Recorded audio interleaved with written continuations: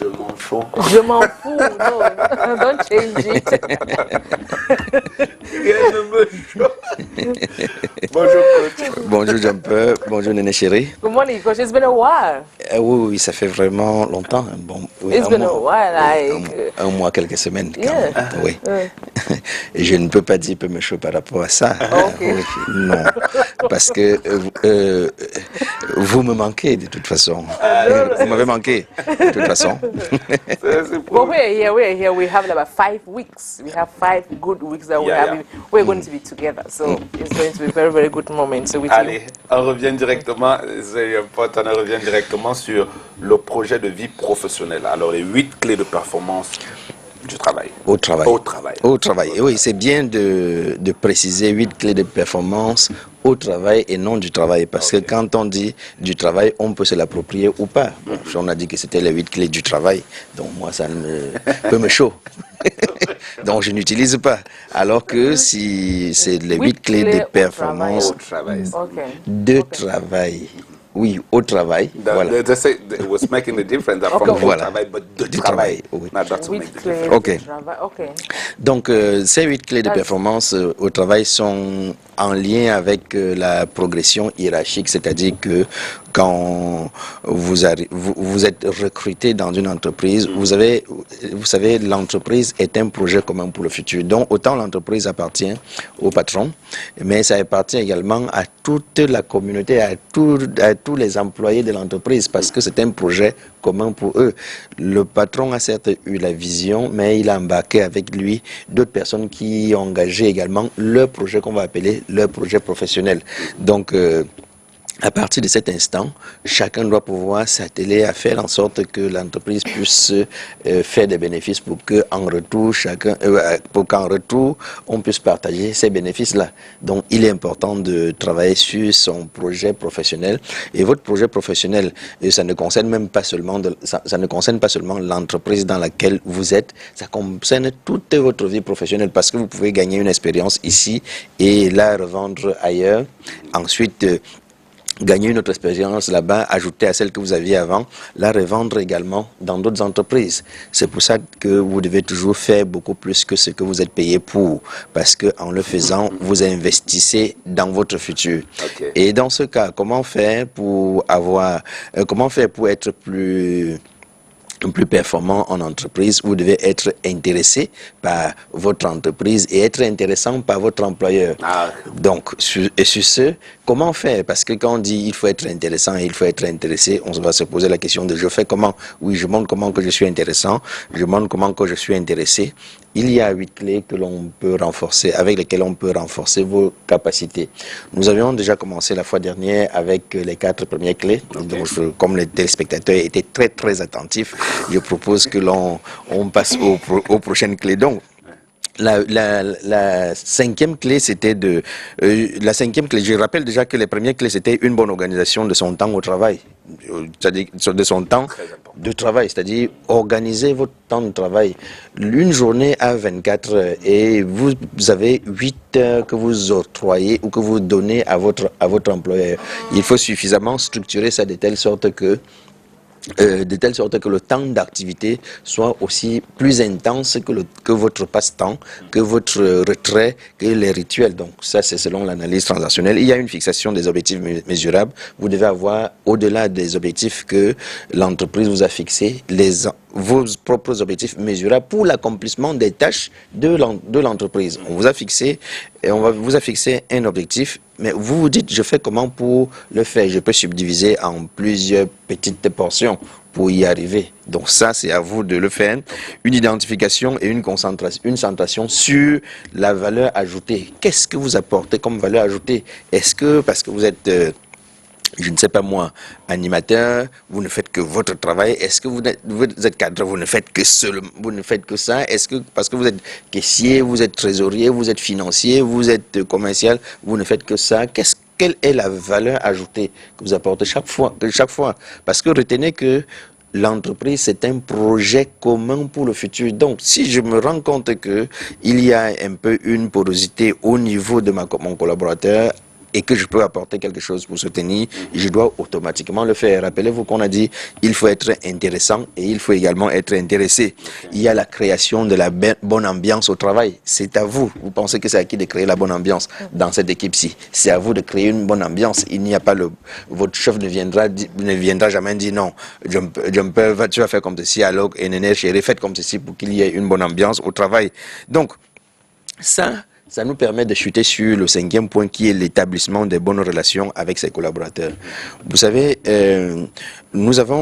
j'ai dit une journée à 24 heures, mais nous avons 8 heures précises à passer au travail. Les autres 8 heures, on dit que c'est alloué au sommeil. Les autres 8 heures, c'est peut-être pour gérer je vais dire les intermédiaires entre l'activité, c'est-à-dire notre travail. Mais il y a 8 heures que nous passons régulièrement au travail. Si on va ajouter 2 heures de pause, ça fait 10 heures. Oui, donc nous passons régulièrement au travail. Ça veut dire que parfois nous passons plus de temps avec nos collaborateurs que nous ne passons avec notre famille. Conséquence, si c'est dans une ambiance qui est malsaine, non seulement nous allons être hyper stressés, mais également cela va impacter dans notre productivité. Il y a l'établissement de bonnes relations avec ses collaborateurs. Et c'est chacun qui devra se battre pour établir ces bonnes relations avec ses collaborateurs. Vous savez, chacun arrive dans l'entreprise avec sa propre vision, avec ses valeurs, avec son projet, avec ses ambitions. Chacun arrive dans l'entreprise avec cela. Et on ne peut pas en vouloir à X ou à Y d'être venu dans l'entreprise avec sa vision, avec ses projets, avec son ambition. Chacun il vient de cette façon-là. Donc maintenant, comme il y a plusieurs visions, qui sont là, il y a plusieurs valeurs qui sont là, comment faire pour condenser cela et d'aligner cela avec la vision de l'entreprise ou bien avec la vision de l'équipe ou avec les valeurs de l'entreprise? On doit pouvoir aller. C'est pour cette raison qu'on dit qu'il y a un manager. Un manager, c'est celui qui est là avec une main de fer dans un gant de velours pour accompagner, pour driver, pour faire une bonne cohésion d'équipe et une bonne ambiance dans les équipes. Et chacun va s'y mettre, c'est-à-dire chacun en tant qu'employé ou bien collaborateur doit s'y mettre pour l'établissement de la bonne relation avec ses collaborateurs. Vous savez que ce ne sont pas que les robots. Ce ne sont pas que les robots qu'on a mis ensemble pour travailler, ce sont des êtres humains. Et quand on dit être humain, il y a valeur. Quand on dit être humain, il y a émotion. Quand on dit être humain, il y a la carte de la réalité, il y a la vision du monde de chacun. Comment faire pour concilier? Chacun doit donner un peu de sien. On n'est pas venu en entreprise pour montrer à l'autre que je suis plus fort que toi, je suis plus beau que toi. Ce n'est pas ça le but. Le but, c'est de pouvoir faire ensemble. Et pour faire ensemble, il faut être ensemble. Et pour être ensemble, chacun devra travailler à établir les bonnes relations avec ses collaborateurs. 6e point, c'est une bonne maîtrise et des respects de la politique et du processus de travail. On ne vient pas en entreprise parce qu'on a son projet de vie et parce qu'on a sa vision du monde pour dire à son patron ou bien dire au chef d'entreprise que c'est comme ça qu'on voit désormais. Parce que j'ai ma vision et ma vision est la bonne. Non, vous n'êtes pas là pour ça. L'entreprise a travaillé sur une politique et les processus sur lesquels on doit pouvoir s'aligner. L'analyse transactionnelle dit d'ailleurs que l'entreprise est un peu considérée aussi comme un être humain, mais socialement. C'est-à-dire que autant un être humain a un système de pensée qui est basé à 3 niveaux, c'est-à-dire le niveau parent, le niveau adulte et le niveau enfant, autant chaque équipe et chaque entreprise est également chaque système de pensée d'une équipe, parce qu'une équipe pense, une entreprise pense. Et donc, ce système de pensée de l'entreprise ou bien de l'équipe est basé sur le système parent, c'est-à-dire les lois, les règles, le système adulte, c'est-à-dire les logiques à l'intérieur, le système enfant, c'est-à-dire l'ambiance qui existe entre chaque coéquipier. Vous quittez de STV, vous allez dans une autre télévision, l'ambiance ne va pas être la même. Le système de pensée ne va pas être le même, c'est-à-dire qu'on n'aura pas les mêmes lois, on n'aura pas les mêmes règles, on n'aura pas la même logique. Mais même si au fond, c'est toujours l'être humain qui va être placé au centre, on aura toutes ces différences-là.